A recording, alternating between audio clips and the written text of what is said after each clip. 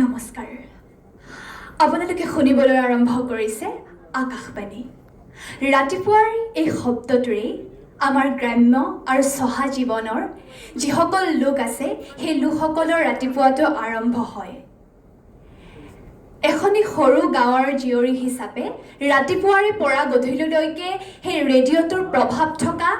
এখন ঘৰৰ জীয়াৰী হিচাপে অনুভৱ কৰিব পাৰোঁ ৰেডিঅ'টোৱে আমাৰ দৰে খেতি বাতি কৰা বা কৃষক পৰিয়ালৰ লগত কেনেধৰণে সম্পৃক্ত হৈ আজিৰ তাৰিখতো কেনেধৰণৰ ভূমিকা পালন কৰি আহিছে নমস্কাৰ মই অলিম্পি শ্ৰেয়ম গগৈ আৰু আজি আকস্মিক বক্তৃতা প্ৰতিযোগিতাত আকস্মিকতে মোৰ ভাগত পৰা বিষয়টো হৈছে আকাশবাণী আৰু অসমৰ খেতি বাতি বিশেষকৈ উজনি অসমৰ এগৰাকী জীয়াৰী হিচাপে আমি আকাশবাণী যোৰহাট আৰু আকাশবাণী ডিব্ৰুগড়ৰ বিভিন্ন ধৰণৰ অনুষ্ঠান শুনো তাৰ ভিতৰতে কৃষকবাণী অনুষ্ঠানটোৱে আমাৰ অসমীয়া খেতিয়কসকলক তথা অসমৰ বিভিন্ন কোণত থকা খেতি বাতিৰ লগত জড়িত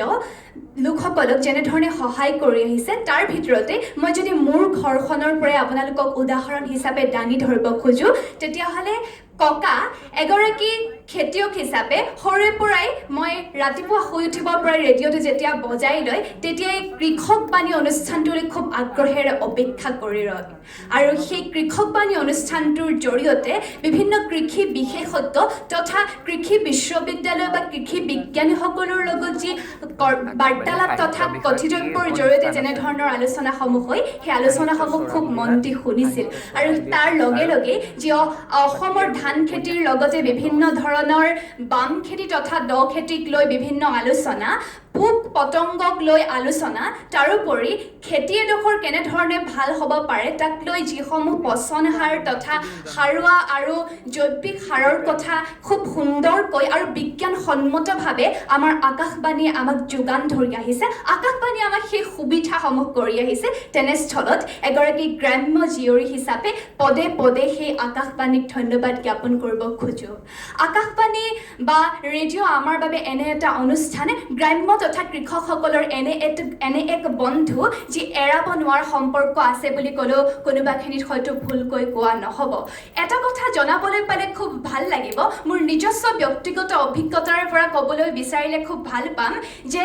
আমাৰ গাঁৱত এক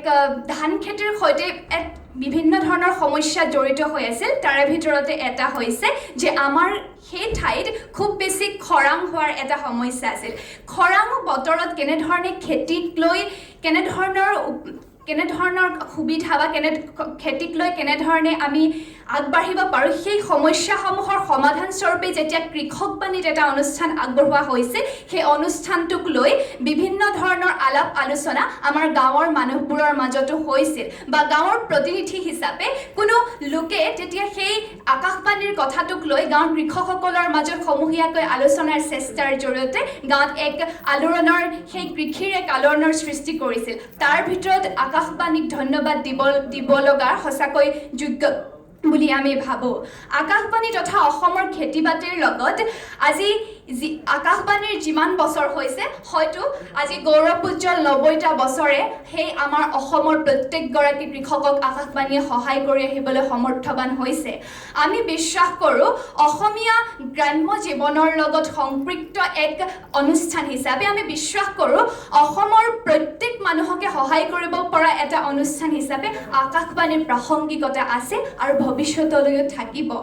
বিজ্ঞানৰ যুগত সমাপ্ত হৈছে বিজ্ঞানৰ যুগতো আকাশবাণীয়ে আজিৰ তাৰিখতো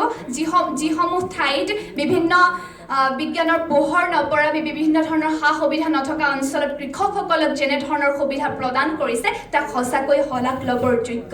এই চেগতে আকাশবাণীলৈ আন্তৰিকতাৰে ধন্যবাদ জ্ঞাপন কৰি গ্ৰাম্য জীৱনৰ লগত সম্পৃক্ত হৈ থকা এগৰাকী যুৱতী হিচাপে আমি গৌৰৱবোধ কৰিছোঁ লগতে ধন্যবাদ জ্ঞাপন কৰিছোঁ জয় আকাশবাণী ধন্যবাদ